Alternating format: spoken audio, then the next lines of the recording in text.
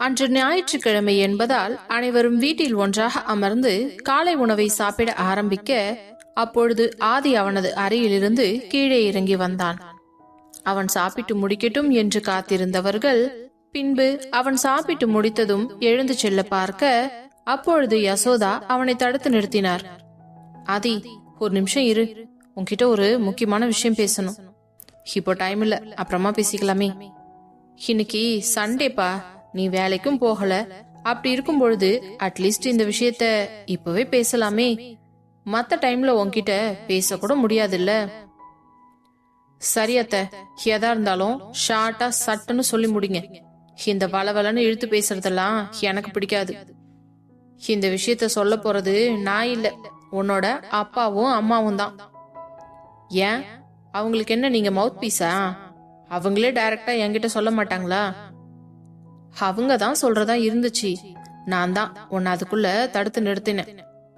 அவன் அத்தையை கேவலமாக பார்த்துவிட்டு பின்பு தனது தாயிடம் திரும்பியவன், என்ன விஷயமா? எதா இருந்தாலும் என்கிட்ட டைரக்டா பேசுங்க. எதுக்கு இந்த மாதிரி மீடியேட்டர் எல்லாம் வைக்காதீங்க என்றதும் யசோதாவிற்கு அவமானமாக போய்விட்டது. அவமானத்தில் அவர் முகம் கருத்து போய்விட தலையை தொங்க போட்டு நின்று கொண்டிருக்க அதை பார்த்த கீர்த்திக்கும் யசோதாவின் கணவருக்கும் ஒரு மாதிரியாகிவிட்டது. அதற்குள் கண்மணி, ஆதி, உன்கிட்ட ஒரு முக்கியமான விஷயம் பேசணும். ஆனா நீ கோவப்படாம கேட்கணும்பா. நான் கோவப்படுற மாதிரி நீங்க ஏன் பேசுறீங்க? என்னப்பா இப்படி எல்லாம் சொன்னா நான் எப்படித்தான் பேசுறது? சரி சரி, சட்டுன்னு விஷயத்த சொல்லுங்க. உனக்கு வயசாகிட்டே போகுது, அதுக்கு அதான் உனக்கு ஒரு கல்யாணம் பண்ணி பார்க்கலாம்னு. என்ன கல்யாணமா? நான் கேட்டேன் உங்ககிட்ட வந்து எனக்கு கல்யாணம் வேணும்னு. எதுக்கு தேவையில்லாத வேலையெல்லாம் பாக்குறீங்க? என்னப்பா, எங்களுக்கு இருக்கிறது நீ ஒரே ஒரு புள்ள. உனக்கு கல்யாணம் பண்ணி பார்க்கணும், உன்னோட குழந்தைகளை பார்க்கணும்னு எங்களுக்கு ஆசை இருக்காதா? உங்க ஆசைக்கு வேண்டியெல்லாம் என்னால கல்யாணம் பண்ணிக்க முடியாது, புரியுதா? அதுவும் இல்லாம எனக்கு கல்யாணத்துலலாம் இன்ட்ரெஸ்டே இல்ல. அப்படி இருக்கும் பொழுது கல்யாணம் பண்ணி மட்டும் நான் என்ன பண்ண போறேன்? உடனே யசோதா வந்து, ஆதி, என்ன நீ இப்படியெல்லாம் பேசுற? அத்த, இது எனக்கும் எங்க அம்மாவுக்கும் சம்பந்தப்பட்ட விஷயம். நாங்க பேசிக்கிட்டு இருக்கோம், நீங்க நடுவுல வராதீங்க, புரியுதா? நான் வருவேன் ஆதி, ஏன்னா அது என் பொண்ணு விஷயம் சம்பந்தப்பட்டது என்றதும் ஆதிக்கு ஏதோ கொஞ்சம் புரிவது போல இருந்தது. இருந்தாலும் அதை வெளிக்காட்டிக் கொள்ளாமல், என்ன உங்க சம்பந்தப்பட்டதா? ஆமா, இவங்க என்ன உளறிக்கிட்டு இருக்காங்க? என்ன விஷயம்? இல்லப்பா, நம்ம கீர்த்தியதான் உனக்கு கல்யாணம் சொல்ல ஆரம்பிக்கும் முன்பே, ஷிட், என்ன இது முட்டாள்தனமா இருக்கு என்றதும் கீர்த்திக்கு அதிர்ச்சியாகிவிட்டது. யசோதாவும் அதிர்ச்சியில் உறைந்து நின்றார். என்னப்பா, அவளுக்கும் உன்னை கட்டிக்கிறதுக்கு உரிமை இருக்குதுல்ல? உரிமை இருக்குதுங்கிறதுக்காக எல்லாம் கல்யாணம் பண்ணிக்க முடியாது. அவ என்னோட அத்தை பொண்ணு, அவ்வளவுதான். ஒரு நாள் கூட அவளை என்னோட ஒய்ஃபா நான் நினைச்சு பார்த்ததே கிடையாது.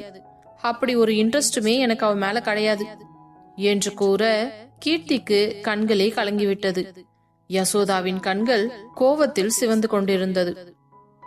ஆதி, என்ன பேசிக்கிட்டு இருக்க? பார்த்து பேசு. என் பொண்ணுக்கு என்ன குறைச்சல்? ஹலோ அத்தை, இப்பவும் சொல்றேன், நான் எங்க அம்மா கிட்ட தான் பேசிக்கிட்டு இருக்கேன். என்ன உங்க அம்மா கிட்ட பேசுற? இந்த விஷயத்துல சம்பந்தப்பட்டது என் பொண்ணுதான். உங்க பொண்ண நான் இதுல சம்பந்தப்படுத்தலையே. நீங்க தான் தேவையில்லாம கொண்டு வந்து சம்பந்தப்படுத்துறீங்க. எனக்கு கல்யாணத்து மேலேயே இன்ட்ரெஸ்ட் இல்லங்கிற நீங்க என்னடான்னா கீர்த்திய கல்யாணம் பண்ணிக்கணும்னு சொல்றீங்க. ஐயோ, அவளை கல்யாணம் பண்ணிக்கிறதுக்கு காலம் ஃபுல்லா நான் கல்யாணம் பண்ணாமலே இருந்துருவேன் என்றதும் யசோதாவிற்கு கோபம் தலைக்கு ஏறியது. கீர்த்தி அவமானத்தால் அந்த இடத்தில் இருக்க முடியாமல் அழுது கொண்டே அவளது அறைக்குள் ஓடிவிட்டாள். உடனே யசோதா, ஆதி, என்ன பேசுற? வார்த்தையை கொஞ்சம் அளந்து பேசு. என் பொண்ணு ஒன்னும் அவ்வளவு தரம் தாழ்ந்து போயிடல. ஏன் முன்னாடியே என் பொண்ண இவ்ளோ கேவலமா பேசுறியா? அதான் எனக்கு இன்ட்ரெஸ்ட் இல்லைன்னு சொல்றேன்ல, அதோட விட்டுற வேண்டியது தானே. எதுக்கு ஃபோர்ஸ் பண்றீங்க? என்ன என்ன ஃபோர்ஸ் பண்றாங்க? உன்னை கட்டிக்கிறதுக்கு என் பொண்ணை விட தகுதியான ஒருத்தி இந்த உலகத்துல இருப்பாளா? என்னை கட்டிக்கிறதுக்கு இந்த உலகத்துல எவ்வளவுமே இருக்க வேண்டிய அவசியம் இல்ல. ஏன்னா நான் கல்யாணமே பண்ணிக்க போறது இல்ல. புரியுதா? ஆதி, அப்படியெல்லாம் சொல்லாதப்பா. உனக்கு அப்புறம் நம்ம குடும்பத்தோட வாரிசு இல்லாம இந்த குடும்பத்தை யார் தான் ரன் பண்றது? காலம் ஃபுல்லா நீ இப்படியே இருந்தீனா உன்னைய பார்த்து சாகர வரைக்கும் வருத்தப்பட்டுக்கிட்டே இருக்கணுமா நாங்க? ஏன் அணுவுக்கு கல்யாணம் பண்ணி வைங்க. கீர்த்திக்கு ஒரு நல்ல மாப்பிள்ளையா பாருங்க. நானே கல்யாணம் பண்ணி வைக்கிறேன். அவங்களோட குழந்தைங்களை எல்லாம் பார்த்து பார்த்து ரசிங்க. அதை விட்டுட்டு என்ன கல்யாணம் பண்ணிக்க சொல்லி தொல்லையெல்லாம் பண்ணாதீங்க என்று கூறிவிட்டு அவன் யாருடைய பதிலையும் எதிர்பார்க்காமல் பட்டென்று கிளம்பி வெளியே சென்று விட்டான். இதுதான் நடக்கும் என்று முன்னாடியே தெரிந்த கண்மணி அமைதியாக இருக்க, ஆனால் யசோதாவோ, ஹனி, இப்போ உங்களுக்கு சந்தோஷம் தானே? இப்படித்தானே நடக்கணும்னு நீங்க ஆசைப்பட்டீங்க. யசோதா, என்ன பேசுற நீ? உன் முன்னாடி தானே நான் அவன்கிட்ட பேசினேன். நான் ஏதாவது அவனுக்கு சொல்லி கொடுத்தேனா என்ன? சும்மா பேசாதீங்க நீ. நீங்க மனசுல என்ன நினைக்கிறீங்கன்னு எனக்கு நல்லாவே தெரியும். என் பொண்ணுனாலே உங்களுக்கு எல்லாம் ரொம்ப இலக்காரம்தான் இல்ல? வேற எந்த பொண்ணு இந்த வீட்டுல வந்து நிம்மதியா வாழ்ந்துடுறாள்னு நானும் பாத்துடுறேன். நீங்க எப்பேற்பட்ட பொண்ணை கட்டி கூட்டிட்டு வந்தாலும் சரி, அவளை இந்த வீட்டை விட்டு நான் ஓட ஓட விரட்டல. என் பேரு யசோதா கிடையாது என்று கூறிவிட்டு வேக வேகமாக சென்று விட்டாள். அதை கேட்ட கண்மணிக்கும் விஸ்வநாதனுக்கும் மிகவும் கஷ்டமாக இருந்தது. எப்படி தன் மகனுக்கு நல்லபடியாக திருமணம் செய்வது என்று குழம்பிக் கொண்டிருந்தனர். பின்பு அன்று இரவே முடிவு செய்து, என்னங்க, ஆதிக்கிட்ட இன்னைக்கே இதை பத்தி பேச போறாங்க. என்ன கண்மணி, அவன் ஏற்கனவே செம்ம கடுப்புல இருக்கான்.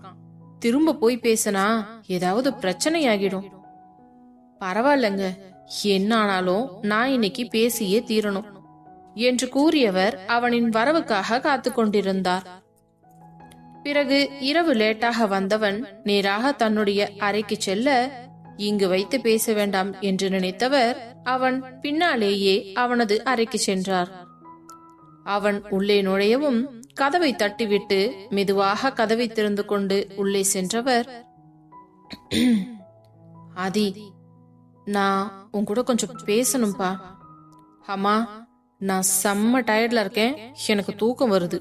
தயவு செஞ்சு நீங்களும் போய் தூங்குங்க. இல்லப்பா, இன்னைக்கு நான் பேசியே ஆகணும். நீங்க எதை பத்தி பேச போறீங்கன்னு எனக்கு தெரியும். நீங்க என்ன பேசினாலும் ஏன் கல்யாணத்துக்கு நான் ஒத்துக்க மாட்டேன். எனக்கு கல்யாணம் பண்ணிக்க விருப்பமும் இல்ல. தயவு செஞ்சு என்ன விட்டுருங்க. இப்படி சொன்னா எப்படிப்பா? உனக்கு அப்புறம் இந்த குடும்பத்தோட நிலைமை என்ன ஆகும் சொல்லு? எங்களுக்கு வாரிசா நீ இருக்க, அதே மாதிரி நாளைக்கே உனக்கு வாரிசா ஒரு குழந்தை வேண்டாமா? ஒன்னும் தேவையில்லை. அதுக்கப்புறம் என்ன, இந்த காசு பணம் தானே, அதெல்லாம் வீட்டுல இருக்கவங்களே அனுபவிச்சுட்டு போறாங்க. உங்களுக்கு என்ன அதை பத்தி கவலை? அப்படி சொல்லாதப்பா. எங்களுக்கும் உன்னோட குழந்தைய தூக்கி வளர்க்கணும்னு ஆசை இருக்கும் இல்ல? அம்மா ப்ளீஸ், தயவு செஞ்சு நீங்க இந்த ரூமை விட்டு வெளியே போங்க என்று மூஞ்சால் அடிப்பது போல பேச, ஹாதி, உனக்கு மட்டும்தான் வீம்பா இருக்க தெரியுமா? நான் உன்னை பெத்தவ, உனக்கு மேல எனக்கு வீம்பு காட்ட தெரியும் என்று கூறிவிட்டு வேக வேகமாக கதவை டமால் என்று சாத்திவிட்டு வெளியே சென்று விட்டார். என்ன இப்படி பேசிட்டு போறாங்க? ஏதா இருந்தாலும் இந்த ஆதி ஒரு கை பார்த்துடுவான் என்று கூறிவிட்டு தோப்பென்று மெத்தையில் சென்று விழுந்து விட்டான். ஏனென்றால் அவன் நன்றாக போதையில் இருந்தான். அதனால் படுத்தவுடன் உறங்கிவிட்டான். அடுத்த நாள் காலை அனைவரும் சாப்பிட அமர்ந்து கொண்டிருக்க, அப்பொழுது கண்மணி மட்டும் வரவில்லை. அதையெல்லாம் பார்த்தவன் எதுவுமே கேட்கவில்லை. அமைதியாக சாப்பிட்டு விட்டு எழுந்து செல்ல போக, அவனுடைய அப்பாவோ, ஆதி, அம்மா சாப்பிட வரமாட்டேன்னு சொல்லிட்டாப்பா. நைட்டும் சாப்பிடல, இப்ப காலையிலயும் சாப்பிடல. அவளுக்கு பிபி வேற இருக்குது. மாத்திரை போடாட்டினா மயக்கம் போட்டு விழுந்துருவா. நான் யாரையும் சாப்பிட வேணாம்னு சொல்லலையே. என்னப்பா நீ கொஞ்சம் கூட இப்படி பொறுப்பில்லாம பேசுற? அவ உன்னை பெத்தவ. அவ மேல கொஞ்சமாச்சும் உனக்கு அக்கறை இருக்க வேண்டாமா? இப்ப நீங்க என்ன சொல்ல வர்றீங்க? தயவு செஞ்சு அவளை சாப்பிட வைப்பா. என்னப்பா, அவங்க என்ன குழந்தையா நான் போய் ஊட்டி விடுறதுக்கு? எதனால அவங்க சாப்பிட மாட்டேன்னு சொன்னாங்க? நீ கல்யாணத்துக்கு சம்மதிக்கிற வரைக்கும் அவ சாப்பிடவே மாட்டான்னு சொல்லிட்டாப்பா. என்ன இது சில்லியா இருக்கு? சாப்பாட்டு விஷயத்துல இல்லாம இப்படி பண்ணுவாங்க என்றவன் நேராக எழுந்து அவரது அறைக்கு சென்றான். எதுக்கு இப்படி டிராமா போட்டுட்டு இருக்கீங்க? ஒழுங்கா போய் சாப்பிட்ற வழிய பாருங்க. நீங்க சாப்பிட்றதுக்காக நான் உட்கார்ந்து உங்க பக்கத்திலேயே சேவை செஞ்சுக்கிட்டு இருக்க முடியாது என்று கூறிவிட்டு வேகமாக ஆபீஸிற்கு கிளம்பி சென்று விட்டான். கண்மணி ஒரு முடிவோடுதான் இருந்தார். இந்த விஷயத்தில் தானா தன் மகனா என்று பார்த்து விடலாம் என்று. பிறகு மதிய நேரம் ஆகும் பொழுது ஆதிக்கு போன் வந்தது. வீட்டிலிருந்து அழைப்பு வந்தாலே பொதுவாக அவன் போனை அட்டன் செய்ய மாட்டான். அன்றும் அப்படித்தான். போனை எடுக்கவில்லை. பின்பு ஆபீஸ் நம்பருக்கு கால் வரவும் ஹரியிடம் கூறி போனை எடுத்து பேச சொன்னான். போனை எடுத்த ஹரி ஹலோ என்றதும், யாருப்பா? ஹரியா? நான் ஆதியோட அப்பா பேசுறேன். அங்கிள் சொல்லுங்க. ஆதி எங்கப்பா? அவன் ஒரு முக்கியமான மீட்டிங்ல இருக்கான் அங்கிள். எனக்கு தெரியும்பா, அவன் உன் பக்கத்துல தான் இருக்கான்னு. அவன் அப்படி சொல்லி இருப்பான். பாவம், நீ என்ன பண்ணுவ என்று கேட்டதும் ஆதிக்கு மிகவும் ஷாக்கிங்காக இருந்தது. சரிங்க அங்கிள், சொல்லுங்க, என்ன விஷயம்? அவங்க அம்மாவுக்கு திடீர்னு ரொம்ப முடியாம போயிடுச்சுப்பா. என்ன சொல்றீங்க? என்ன ஆச்சு அங்கிள்? அவ நேத்து நைட்ல இருந்து எதுவுமே சாப்பிடல. அதனால அவளுக்கு ரொம்ப முடியாம போய் மயக்கமாயிட்டா. ஹாஸ்பிட்டலுக்கு கூட்டிட்டு போலாம்னு தூக்குனா, நான் எங்கேயும் வரமாட்டேன், இங்கேயே கடந்து சாவ போறேன்னு சொல்லி அட்டகாசம் பண்ணிக்கிட்டு இருக்கா. ஏன் அங்கிள், என்னாச்சு? எல்லாத்துக்கும் காரணம் இந்த ஆதி தான். அவன் கல்யாணம் பண்ணிக்க மாட்டேன்னு அவ்வளவு ஸ்ட்ரிக்டா சொல்லிட்டான் அவங்க அம்மா கிட்ட. அதுவும் இல்லாம அவளை ரொம்பவே எடுத்தெறிஞ்சு பேசிட்டு வேற போயிட்டான் என்று கூற, இதையெல்லாம் கேட்டுக்கொண்டிருந்த ஆதிக்கு லேசாக மனம் வலித்தது. ஏனென்றால் அவனை பெற்றவராயிற்றே. இருந்தாலும் அப்படியே கல் போல நின்றிருந்த அவனை பார்க்க ஹரிக்கு மிகவும் ஆச்சரியமாக இருந்தது. சரி அங்கிள், நீங்க ஃபர்ஸ்ட் ஆன்டி ஹாஸ்பிட்டல் கூட்டிட்டு போங்க. இல்லப்பா, அவ ஹாஸ்பிட்டலுக்கெல்லாம் எங்கேயும் வரமாட்டேன்னு சொல்லிட்டா. அவ செத்தாலும் இந்த வீட்லயே தான் சாவாலாமா என்று கூறிவிட்டு, ஹரி, கடைசியா ஒரே ஒரு விஷயத்த மட்டும் சொல்றேன், அத மட்டும் உன் ஃப்ரெண்டு கிட்ட சொல்லிடுப்பா. சொல்லுங்க அங்கிள், என்ன விஷயம்? என் பொண்டாட்டிக்கு மட்டும் ஏதாவது ஆச்சுன்னா அதுக்கப்புறம் நான் என்ன பண்ணுவேன்னு எனக்கே தெரியாது. அவன் நினைக்கலாம், வயசான மனுஷன், இவர் நம்மள என்ன பண்ணிட போறாருன்னு. அவன் நினைக்கிறது சரிதான். என் பொண்டாட்டி போன இடத்துக்கே நானும் போயிடுவேன். அப்புறம் அவனை கேள்வி கேட்கறதுக்கு அப்பாவும் இல்லாம அம்மாவும் இல்லாம அவன் வாழ்க்கை ஃபுல்லா சந்தோஷமா இருக்கலாம் என்று கூறியவர் பட்டென்று போனை கட் செய்ய, உடனே ஹரி ஆதியை பார்த்து, ஆதி, என்னடா இது, ஆண்டி இந்த அளவுக்கு முடியாம கிடக்குறாங்கன்னு சொல்றாரு அங்கிள். ஆனாலும் நீ எதுவுமே பேச மாட்டேங்கிறியே. என்னை என்னடா பண்ண சொல்ற? உனக்கு ஏண்டா இப்படி ஒரு வீம்பு? ஏண்டா கல்யாணமே பிடிக்காதுன்னு சொல்ற? தயவு செஞ்சு ஆண்டி சொல்றத கேளுடா. இங்க பாருடா, இப்படி எல்லாம் என்னை எமோஷனல் பிளாக்மெயில் செஞ்சு கல்யாணம் பண்ணி வச்சு அவங்க என்னத்த சாதிக்க போறாங்க? நாளைக்கே அவங்க பேச்சு கேட்டு நான் கல்யாணம் பண்ணிக்கிட்டாலும் அந்த பொண்ணு கூட நான் வாழல. அப்போ அந்த பொண்ணோட லைஃப் எனத்துக்கு ஆவறது? அப்போ மட்டும் இவங்க என்ன சந்தோஷமா வறுக்க போறாங்க?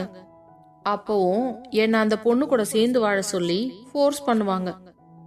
அதுக்குதான் இந்த பிரச்சனையே வேண்டாம்னு ஆரம்பத்திலேயே இதுக்கு நான் முட்டுக்கட்ட போட்டுறேன்.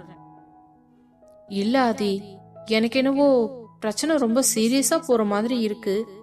ஆன்டி ஒரு முடிவோட தான் இருக்காங்கன்னு நினைக்கிறேன். உனக்கே இவ்வளோ வீம்பு இருக்கும்போது உன்னை பெத்தவங்க அவங்களுக்கு எவ்வளோ வீம்பு இருக்கும்? சரிடா, இப்போ என்ன பண்ணணும் அத மட்டும் சொல்லு. தேவையில்லாம என் மூளைய செலவு செய்யாத. யாருமே உன் மூளைய செலவு செய்ய முடியாது ஆதி. நீ என்ன முடிவு எடுக்கிறியோ அதத்தான் செய்வேன்னு எங்க எல்லாருக்குமே தெரியும். ஆனா இப்போ வேற வழி இல்ல. தயவு செஞ்சு இந்த கல்யாணத்துக்கு ஒத்துக்கோ. ஆன்ட்டியோட உயிர் தான் இப்போ நமக்கு ரொம்ப முக்கியம். இல்ல, உன்னோட வீம்பு தான் உனக்கு முக்கியம்னு இருந்தீனா உங்க அம்மா உனக்கு இல்லன்னு முடிவு பண்ணிக்கோ என்று கூறிவிட்டு அவன் தனியாக யோசிக்கட்டும் என்று நினைத்தவன் சட்டென்று கதவை திறந்து கொண்டு வெளியே சென்று விட்டான். சிறிது நேரம் அங்கும் இங்கும் நடந்து கொண்டு யோசித்தவன் பிறகு ஒரு வழியாக, இதனாலதான் நான் இந்த குடும்பத்து கூட அட்டாச்மெண்டே வச்சுக்கிறது கிடையாது. இப்போ நம்மள இப்படி ஒரு இக்கட்டான சூழ்நிலைக்குள்ள தள்ளிட்டாங்களே என்றவன் அந்த நிமிஷமே கதவை திறந்து கொண்டு வெளியே செல்வதை பார்த்த ஹரிக்கு மனதுக்குள் ஒரு சந்தோஷம். அப்பாடா, கடவுளே, இவன் ஏதாவது ஒரு நல்ல முடிவா எடுக்கணும். அங்க போய் எதுவும் பிரச்சனை பண்ணாம இருக்கணும் என்று சாமியிடம் வேண்டிக் கொண்டான். டிரைவரை அழைக்காமல் தானே தன்னுடைய காரை மிகவும் வேகமாக ஓட்டிச் சென்றவன் தனது வீட்டை அடைந்ததும் நேராக தனது தாயின் அறைக்குதான் சென்றான். அங்கு கண்கள் எல்லாம் சொருகிய நிலையில் கண்மணி படுத்திருப்பதை பார்த்தவனுக்கு மனதுக்குள் யாரோ ஊசி எடுத்து குத்துவது போல இருந்தது. தன்னால் தான் அவருக்கு இந்த நிலைமை என்று அவன் மனது அவனை கேள்வி கேட்டது. குற்ற உணர்ச்சியில் அவர் தந்தையின் கண்களை பார்க்க முடியாமல் கீழே குனிந்து நின்று கொண்டிருந்தவன், அம்மா, இப்படி என்னை எமோஷனல் பிளாக்மெயில் பண்ணி கல்யாணம் பண்ணி வச்சு நீங்க என்னத்த சாதிக்க போறீங்க? இப்ப சொல்றேன், நல்லா கேட்டுக்கோங்க. இந்த கல்யாணத்துக்கு நான் ஒத்துக்கிறேன். ஆனா நிச்சயமா அந்த பொண்ணு கூட நான் சேர்ந்து வாழ மாட்டேன். அதுக்கப்புறம் உங்க இஷ்டம். இப்போ நீங்க ஹாஸ்பிட்டலுக்கு போற வழியை பாருங்க என்று கூறிவிட்டு மீண்டும் தன் காரை எடுத்துக்கொண்டு வேகமாக ஆபீஸிற்கு சென்று விட்டான். தன் மகன் திருமணத்திற்கு ஒத்துக்கொண்டான் என்று நினைத்த சந்தோஷத்திலேயே அவர் பாதி குணமடைந்தது போல இருக்க, பின்பு நன்றாக சாப்பிட்டு விட்டு மாத்திரை போடவும் அவருடைய உடல்நிலை இப்பொழுது கொஞ்சம் தேவலாமா என்றது போல ஆனது. அன்று இரவு கண்மணியிடம் அவரது கணவர் விஸ்வநாதன் பேச வேண்டும் என்று நினைத்திருந்தார். கண்மணி, நீ செய்யறதெல்லாம் உனக்கே சரியா தோணுதா? என்னங்க, எதுக்கு இப்படி சொல்றீங்க? அதான் நம்ம ஆதி கல்யாணத்துக்கு ஒத்துக்கிட்டான்ல, வேற என்ன பிரச்சனை? அதுதான் பிரச்சனையே. உடனே கண்மணி, என்னங்க நீங்க? ஆமா, அவன் விருப்பம் இல்லாம தான் இந்த கல்யாணத்துக்கு ஒத்துருக்கான். அந்த பொண்ணு கூட வேற சேர்ந்து வாழ மாட்டேன்னு சொல்றான். அநியாயமா ஒரு பொண்ணை கல்யாணம் பண்ணி கூட்டிட்டு வந்து அவளோட வாழ்க்கையை கேள்விக்குறியாக்குறது எவ்வளோ பெரிய பாவம் தெரியுமா? அந்த பாவத்தை நீ செய்ய போறியா? அப்படியெல்லாம் இல்லைங்க. நான் ஆதிய பாக்கிறதுக்கு தான் இப்படி. நாளைக்கே கல்யாணம் பண்ணி வச்சிட்டோம்னா 2 பேரும் ஒரே ரூம்ல ஒன்னாதான் இருக்க போறாங்க. ஒரு நாள் இல்லனாலும் ஒரு நாள் கண்டிப்பா அவனோட மனசு மாறி வரப்போற பொண்ண தன்னுடைய மனைவியா அவன் ஏத்துக்குவான்னு எனக்கு முழு நம்பிக்கை இருக்குது என்றதும், எனக்கு என்னவோ நம்பிக்கை இல்ல கண்மணி. இந்த விஷயத்துல நீ தேவையில்லாம ஒரு பொண்ணோட வாழ்க்கைய கெடுக்க போறியோன்னு தான் எனக்கு ரொம்பவே வருத்தமா இருக்கு. என்னங்க நீங்க இப்படி எல்லாம் பேசுறீங்க? நான் அப்படியெல்லாம் செய்வேனா? தயவு செஞ்சு இந்த விஷயத்துல நீங்க எனக்கு சப்போர்ட்டிவா இருங்க. எனக்கு அது போதும் என்றால், சரி, என்னவோ பண்ணு, உன் சந்தோஷத்துக்காகத்தான் நானும் இதுக்கு ஒத்துக்கிறேன் என்றதும் அடுத்த நாளே அவரை அழைத்து கொண்டு நேராக பிரியங்காவின் வீட்டிற்கு சென்றார். காலையிலேயே வீடு மிகவும் பரபரப்பாக இருந்தது. பிரியங்கா ஒரு பக்கம் ஆபீஸுக்கு கிளம்பி கொண்டிருக்க, வைஷ்ணவியோ காலேஜுக்கு புறப்பட்டு கொண்டிருந்தாள். சதீஷும் அலுவலகம் புறப்பட தயாராகி கொண்டிருந்தார். வாசலில் ஏதோ கார் வந்து நிற்கும் சத்தம் கேட்க எட்டி பார்த்தனர்.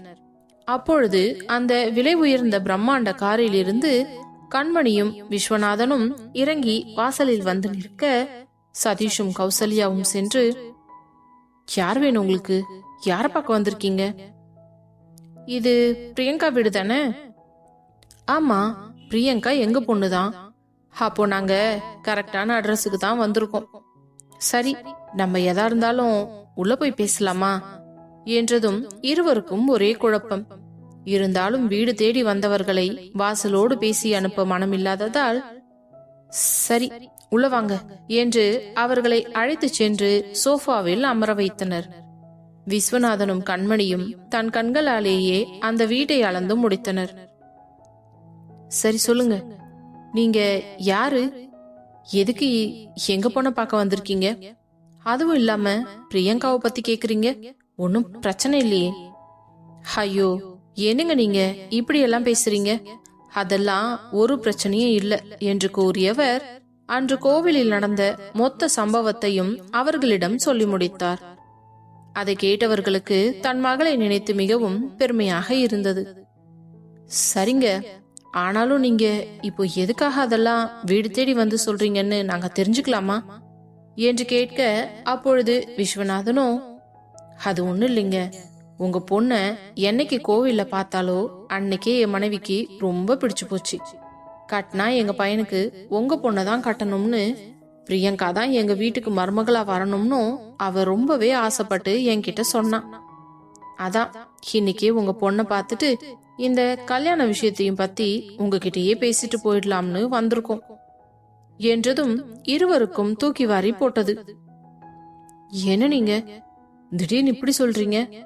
ஒருவேளை எங்க பொண்ணுக்கும் உங்க பையனுக்கும் காதல் அது இதுன்னு ஏதாவது?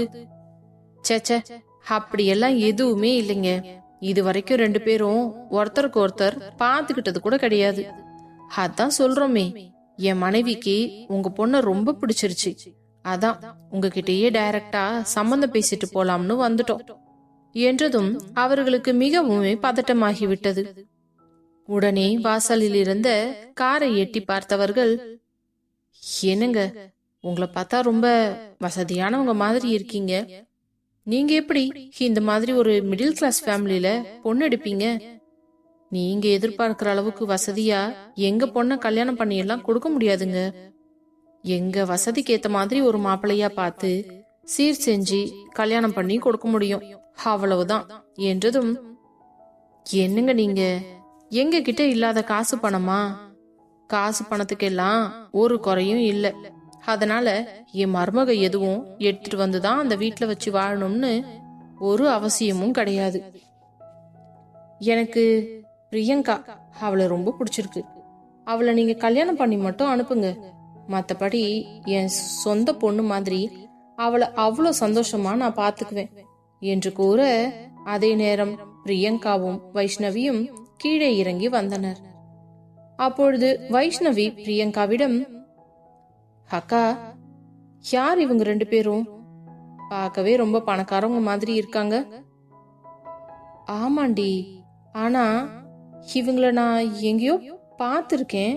ஆனா எங்க பார்த்தேன்னு தான் என்று யோசித்தாள். ஞாபகம் வந்துருச்சு. அன்னைக்கு கோவில்ல ஒருத்தவங்களுக்கு முடியாம போயிடுச்சு, நான் ஹெல்ப் பண்ணேன்னு சொன்னேன்ல. ஆமா, அவங்கதான் இவங்க. அது சரி, இவங்க எதுக்கு இப்ப நம்ம வீட்டுக்கு வந்திருக்காங்க? என்ன விஷயம்க்கா? எனக்கும் தெரியலடி, வா நம்மளே போய் என்னன்னு பார்க்கலாம் என்றவள் கீழே வரவும், அப்பொழுது பிரியங்கா கண்மணியிடம், அம்மா எப்படி இருக்கீங்க? இப்போ உங்க உடம்புக்கு தேவலாமா? நான் நல்லா இருக்கேம்மா, நீ எப்படி இருக்க? நானும் நல்லா இருக்கேம்மா. அது சரி, எப்படி எங்க வீட்டு அட்ரஸ கண்டுபிடிச்சு வந்தீங்க? ஏதாவது முக்கியமான விஷயமா? ஆமாம்மா, அதெல்லாம் இப்பதான் நான் உங்க அப்பா அம்மா கிட்ட பேசினேன் என்றவர் திரும்பி விஸ்வநாதனை பார்த்து, என்னங்க பொண்ணு எப்படி இருக்கா? அந்த மகாலட்சுமியே மாதிரியே இருக்காமா. நீ சொன்ன போது கூட நான் நம்பல. நேர்ல பார்த்ததுக்கு அப்புறம் நான் முடிவே பண்ணிட்டேன். என் மருமகள்னா அது பிரியங்கா மட்டும்தான் என்றதும் பிரியங்காவுக்கும் வைஷ்ணவிக்கும் தூக்கி வாரி போட்டது. அம்மா, என்ன சொல்றாங்க இவங்க? எனக்கு ஒண்ணுமே புரியலையே என்று கூற, அதே நேரம் கௌசல்யா, வைஷ்ணவி, பிரியங்காவை நீ கீழே இருக்கிற அம்மாவோட ரூம்க்கு கூட்டிட்டு போ என்றதும் வைஷ்ணவி பிரியங்காவை அழைத்து சென்று தன் தாயின் அறைக்குள் அமர்ந்து கொண்டாள். அப்பொழுது வைஷ்ணவி, அக்கா, என்ன திடீர்னு உன்னை இவ்ளோ பெரிய வீட்ல இருந்து பொண்ணு கேட்டு வந்திருக்காங்க? வாவ், இந்த கல்யாணம் மட்டும் நடந்துச்சுன்னு வச்சுக்கோயேன், செம்ம ஜாலி. நீ வெளியில நிக்கிற கார பார்த்தல்ல, அந்த மாதிரி கார்ல வருவ போவ. நானும் அந்த சாக்குலயே உன் கூட அந்த கார்லயே டிராவல் பண்ணிக்குவேன். என்னக்கா, என்ன கூட்டிட்டு போவல்ல? அடச்சி, கொஞ்ச நேரம் வாய மூடிட்டு இருடி. திடுதிப்புன்னு அவங்க வந்து இப்படி கேட்டுட்டாங்களேன்னு நானே ஒன்னும் புரியாம நின்னுகிட்டு இருக்கேன். நீ என்னடனா இப்படி எல்லாம் பேசிக்கிட்டு இருக்க என்று கூறினாள்.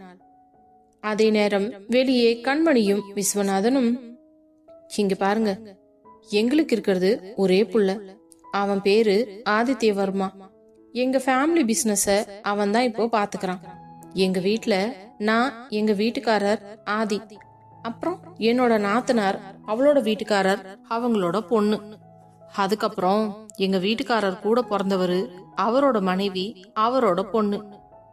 நாங்க எல்லாருமே ஒன்னா ஒரே வீட்ல தான் இருக்கோம் என்று கூற, என்ன இவ்ளோ பேர் இருக்காங்களா என்று யோசித்த கௌசல்யா, அது சரிங்க, நீங்க சொல்றதெல்லாம் வச்சு பார்க்கும்போது உங்க வீட்லயே ஒரு முறை பொண்ணு இருக்கு. அந்த பொண்ணையே உங்க பிள்ளைக்கு கல்யாணம் பண்ணி கொடுக்கலாமே. ஏன் நீங்க வெளியில வந்து பொண்ணு பாக்குறீங்க? ஐயோ, என்னங்க நீங்க எந்த காலத்துல இருக்கீங்க? இப்ப எல்லாம் சொந்தத்துக்குள்ள பொண்ணு கொடுக்கறதும் மாப்பிள்ள கொடுக்கறதும் வச்சுக்க கூடாது, பிறக்கிற குழந்தை பூனமா இருக்கும்னு டாக்டர் சொல்றாங்களே. அதுவும் இல்லாம ஆதியும் கீர்த்தியும் சின்ன வயசுல இருந்தே ஒன்னா வளர்ந்தவங்க. ஆதி மனசுல அப்படி ஒரு இன்ட்ரெஸ்டே இல்ல. அவங்க கிட்ட நாங்க தெளிவா பேசிட்டோம். கீர்த்திய கல்யாணம் பண்ணிக்கிறியாப்பான்னு கேட்டதுக்கு, இல்லம்மா, நான் கீர்த்திய அப்படியெல்லாம் ஒரு நாள் கூட நினைச்சு பார்க்கல அப்படின்னு தான் சொன்னான். அதனாலதான் மேற்கொண்டு நம்ம வெளியிலேயே பொண்ணு தேடலாம்னு யோசிச்சுக்கிட்டே இருக்கும்பொழுதுதான் உங்க பொண்ண அன்னைக்கு கோவில்ல பார்த்தேன். எனக்கு ரொம்ப பிடிச்சிருச்சு. அது எங்க மனசுக்குள்ளேயே வச்சிருந்தா சரியா வருமா? அதான் நேரடியா உங்களை பார்த்து நாங்க விஷயத்த சொல்லிட்டோம் என்று ஒரு விசிட்டிங் கார்டை எடுத்து கௌசல்யாவின் கையில் கொடுத்து விட்டு, இதுதான் எங்க வீட்டு அட்ரஸ், இது என் பையனோட கம்பெனி அட்ரஸ், அப்புறம் இது என் பையனோட போட்டோ. நீங்க பொறுமையா கலந்து பேசிட்டு உங்களுக்கு சம்மதம்னா இந்த நம்பருக்கு எங்களுக்கு போன் பண்ணி உங்க சம்மதத்தை சொல்லுங்க என்று கூறியவர், சரிங்க, அப்ப நாங்க கிளம்புறோம் என்று எழுந்திருக்க, என்னங்க இவ்ளோ தூரம் வந்துட்டு எதுவுமே சாப்பிடாம போறீங்க? பரவாயில்லங்க, நீங்க நல்ல விஷயமா சொல்லுங்க, அதுக்கப்புறம் தாராளமா வந்து சாப்பிடுறோம் என்று கூறியவர் பின்பு விஸ்வநாதனை பார்த்து, என்னங்க போலாமா? போலாமா, சரிங்க வரேன் என்று கூறிவிட்டு பின்பு இருவரும் காரில் புறப்பட்டு செல்ல, கௌசல்யாவும் சதீஷும் ஹாலில் சோஃபாவில் அமர்ந்து யோசித்துக் கொண்டிருந்தனர். அப்பொழுது கௌசல்யா சதீஷிடம், என்னங்க, வந்தவங்களை பத்தி நீங்க என்ன நினைக்கிறீங்க? நான் நினைக்கிறதுக்கு என்னமா இருக்கு, அவங்கள பார்த்தா நல்லவங்க மாதிரி தான் இருக்காங்க. ஆனா ரொம்ப வசதியானவங்களா இருக்காங்க. அது மட்டும் இல்ல, அவங்க வீட்ல எத்தனை பேரு, எல்லாரும் சேர்ந்து ஒன்னா இருக்காங்க. கிட்டத்தட்ட இதுக்கு பேரு கூட்டு குடும்பம். அந்த வீட்ல போய் நம்ம பொண்ணு நிம்மதியா சந்தோஷமா வாழ்வாளான்னு தான் கொஞ்சம் பயமா இருக்குது. ஆமா கௌசி, எனக்கும் அந்த பயம்தான். நம்ம என்ன ஏதுன்னு விசாரிக்காம சட்டுப்புட்டுன்னு எந்த முடிவும் எடுக்க கூடாது என்று கௌசல்யா கூற, ஆமா கௌசி, அதையத்தான் நானும் யோசிச்சுக்கிட்டு இருந்தேன் என்று அவர்கள் பேசிய பின்பு அவர் கொடுத்து சென்ற கவரை எடுத்து, மாப்பிள்ள பையனோட போட்டோ கொடுத்திருக்காங்க, பாக்கலாமா? எடு, எப்படி இருக்காருன்னு தான் பாப்போம் என்றவர்கள் போட்டோவை பிரித்து பார்க்க, முதல் பார்வையிலேயே ஆதியை அவர்கள் இருவருக்குமே பிடித்து விட்டது. அடடா, என்னங்க இந்த பையன் அப்படியே சினிமா ஹீரோ மாதிரியே இருக்கான். இவ்வளவு அழகான பையனுக்கு காதல் எதுவும் இல்லாமலா இருந்துச்சு? பொதுவா இந்த மாதிரி பணக்கார பசங்க எல்லாம் அந்த மாதிரி வச்சுக்க மாட்டாங்கம்மா. அவங்க அவங்களுக்கு ஏத்த மாதிரி நல்ல பொண்ணா பார்த்துதான் கல்யாணம் பண்ணிப்பாங்க என்று கூற, என்னவோ பையனோட கேரக்டர் எப்படி என்ன ஏதுன்னு ஒண்ணுமே தெரியல, அதையுமே கொஞ்சம் விசாரிக்கணும் என்று இவர்கள் பேசிக் கொண்டிருக்க அதே நேரம் அங்கே வந்த பிரியங்கா, அம்மா என்ன நடக்குது இங்க? என்ன திடீர்னு வந்து அவங்க இப்படி பேசிட்டு போயிட்டாங்க? அத பத்தி கொஞ்சமாவது நீங்க யோசிச்சீங்களா? நீங்க என்னடான்னா விட்டா நாளைக்கே கல்யாணம் பண்ணி என்ன அனுப்பி விடுற மாதிரி இல்ல உட்காந்து பேசிக்கிட்டு இருக்கீங்க. பிரியங்கா, நாங்க அப்படியெல்லாம் பேசுவோமாடி. நாங்க என்ன ஏதுன்னு பொறுமையா விசாரிக்கணும்னு தான் பேசிக்கிட்டு இருந்தோம். இதுல விசாரிக்கிறதுக்கு என்ன இருக்கு? நீங்க அவங்க கிட்ட வேண்டாம்னு போன் பண்ணி சொல்லிடுங்க. ஏமா இப்படி எடுத்த எடுப்பிலேயே வேண்டாம்னு சொல்ற? அதுவும் இல்லாம இது உனக்கு முதல்ல தேடி வந்த சம்பந்தம். இப்படி மூஞ்சல் அடிச்ச மாதிரிலாம் சொல்லக்கூடாதுமா. அதுக்கு என்ன பண்ண சொல்றீங்க? பாத்தீங்கல்ல அவங்க வந்த காரை எவ்வளோ பெருசா இருக்கு. அப்போ அவங்களோட வீடு சொத்து பத்தெல்லாம் எவ்வளோ பெருசா இருக்கும். அந்த குடும்பத்துல ஒண்ணும் இல்லாம போய் நான் எப்படிமா வாழ முடியும்? அதெல்லாம் எங்களுக்கு புரியுதுமா.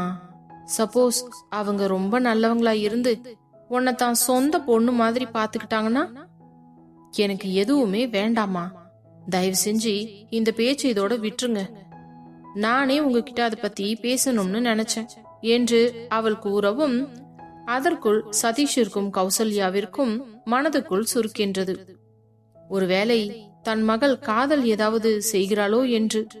அதற்குள் பிரியங்காவே, எனக்கு இப்போதைக்கு கல்யாணம் வேண்டாம்மா.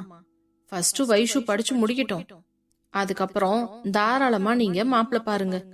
நீங்க யார சொல்றீங்களோ அவனை நான் கல்யாணம் பண்ணிக்கிறேன். அது வரைக்கும் கல்யாண பேச்செல்லாம் எதுவும் எடுக்காதீங்க பிளீஸ் என்றவள் திரும்பி பார்த்து, வைஷு நம்ம போலாமா என்றதும் தலையாட்டியவள் அவள் பின்னாலேயே செல்ல பின்பு இருவரும் வண்டியை எடுத்துக்கொண்டு புறப்பட்டு சென்றனர்.